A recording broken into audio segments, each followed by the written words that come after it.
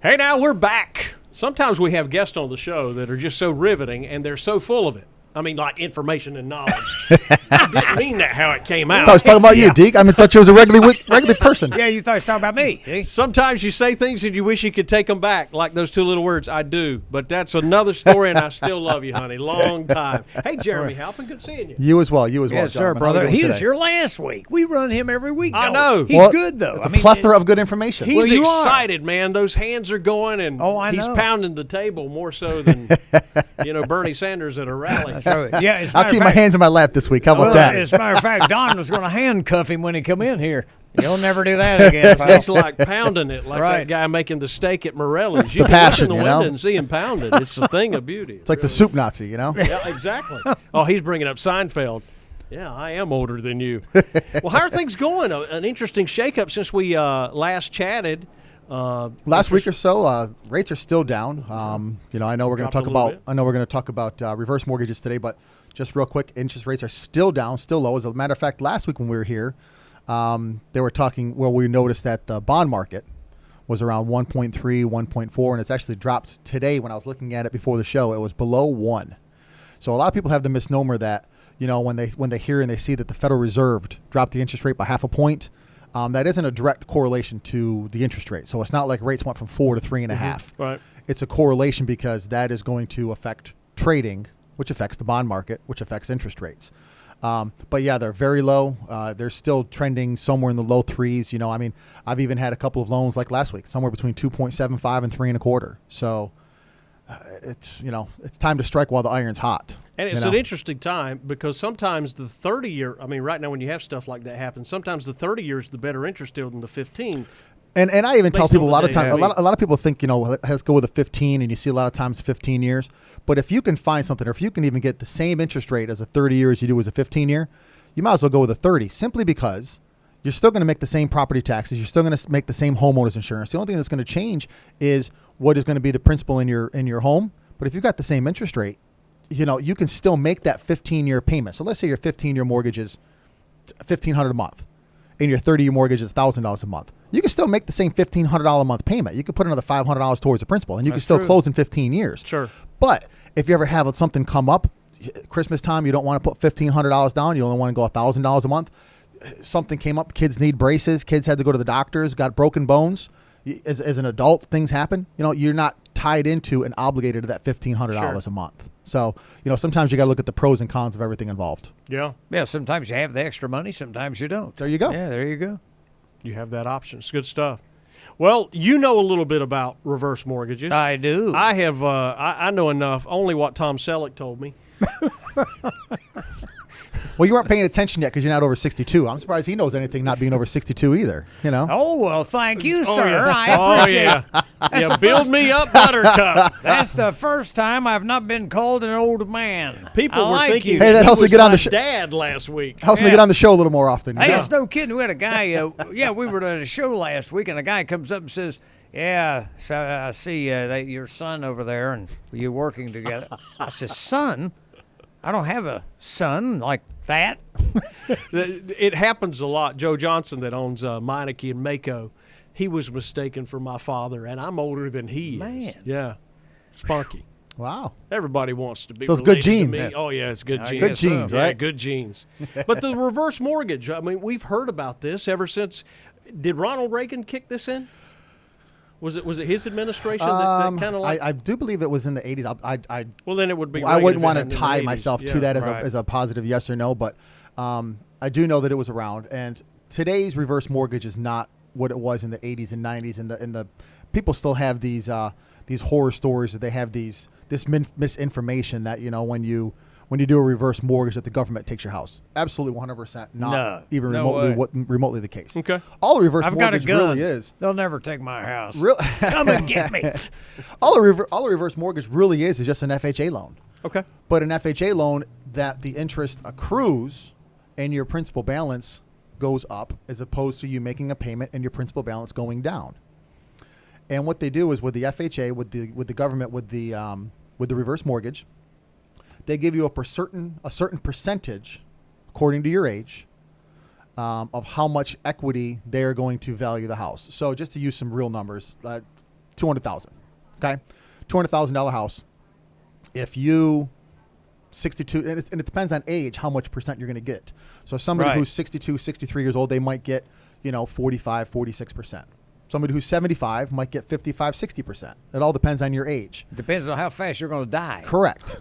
Exactly. But the crazy, and I'll tell you what, the crazy thing is that in the fine print? The crazy thing is that they don't tell you is that when you do your training and your certifications, they base it on a 99-year life expectancy. I bet you we all wish we had a 99-year-old life expectancy. Well, I'm going to live and exceed that. Well, that's what we all plan on. But it's based on that once you turn 62. Now, only one person that is on this reverse mortgage, which in today's world is called a HECM. It's a home equity conversion mortgage because reverse has such a negative connotation. So with a HECM doesn't. Exactly, I know. HECM, I'm selling. HECM, I'm out. Yeah. That's right. Heck but the reverse mortgage. So let's just use some even numbers. Let's say it's $200,000, and they're going to give you 50% equity in the house. Okay. That means you have to come up with the other 50% of the value of the house to not have a mortgage. So if you are, you turn 62 or you turn 65 or whatever it is, and you're going to do a reverse mortgage, and you've got to come up with 50% equity, and you owe $130,000 on the house still. Well, what you would have to do is you would have to pony up the other $30,000 plus any closing costs or whatever. But then after you did that, if you can take it out of your 401k or whatever the case may be, pony it up, you never have a mortgage again. Now, whereas your principal is $100, instead of constantly making that payment and your mortgage principal balance going down, you're going to be based on the rate. Right now, rates are somewhere in that 4% range, and it will go up every year. So year 1, you owe 100. Year 2, you owe 104. Year 3, you owe 109, and it'll go up.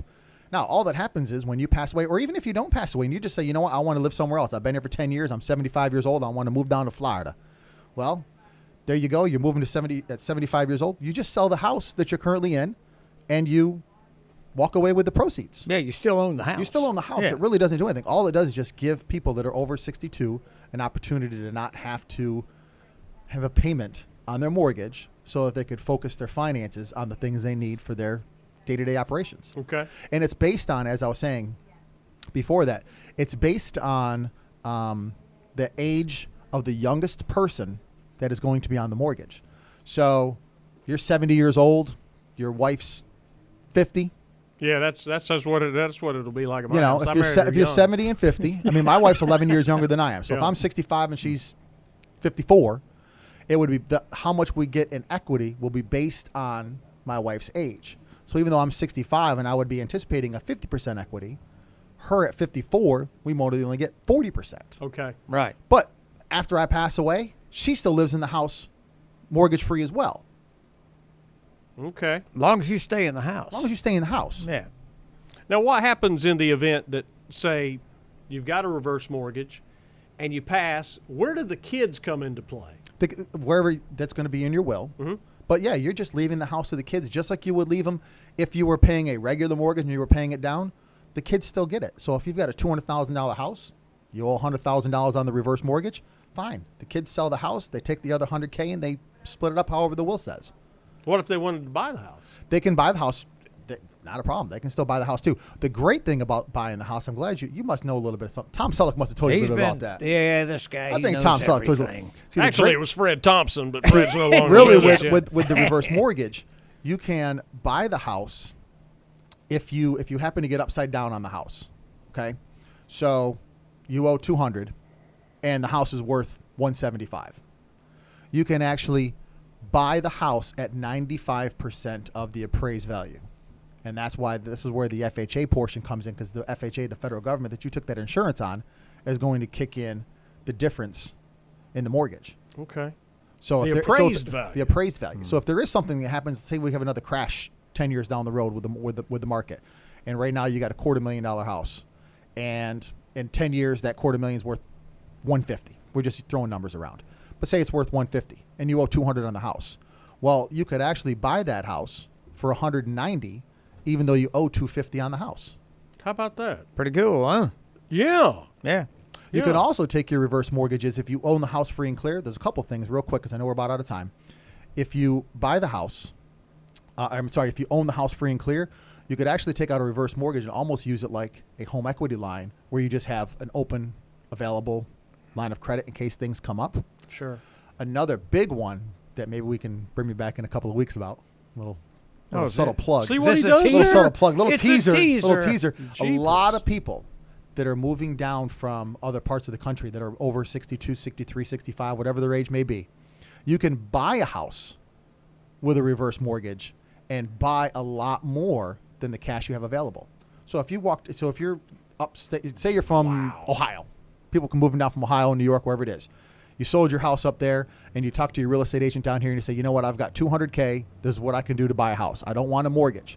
Well, wouldn't it be nice if you can take that $200K because your focus point is on not having a mortgage. Mm-hmm. I'm going to say that take that $200K. FHA, the reverse mortgage is going to give me a 50% equity. That $200,000 house can be $200K, but buy you a $400,000 house. So now maybe you're moving and buying in a better neighborhood. Maybe you're buying a bigger house. Maybe you're buying something that you just really wanted that you couldn't find for $200K. Right, sure. So you don't have to be held back from a $200,000 ceiling. You can go up to $400K, buy it as a reverse mortgage. Wow. Oh, yeah. Get all creative. We'll talk. Oh, yeah, There's yeah. a whole lot. Yeah, of we things got to we get can you do. back to a talk whole lot more of things about we can that. do. Yeah. And you can pay on the house. Yes. You can still pay on it while, you can, what money you get. If you start generating money, you can start paying down your house And you for can the benefit. some people just because they want to leave the house with the kids and they don't want the interest to accrue, they'll just pay the interest only on it and keep it at the same 100 or 150, whatever they've got, and they're only spending a few $100 a month instead of a couple thousand a month. That's a great strategy there. There you go. Now I hadn't you've even got, thought and of plus, that. isn't it true? You got 12 months. Say I die. 12. My daughter has 12 months to either decide to buy the house or walk away. Of course, you'd be stupid to walk away. Yeah. Yeah. Good stuff. We'll get you back, Pretty Jeremy. wild. Sure enough. Look forward to it. Just give me a All time and right. date. Absolutely. You're the man, Jeremy. Good stuff. Gentlemen, as always, appreciate you guys. Absolutely. Jeremy Halpin, he'll be back. He He'll be invited back. himself, and it was okay with me. Hey, we invite you back as well. I hope that's okay with you. More River Talk coming up.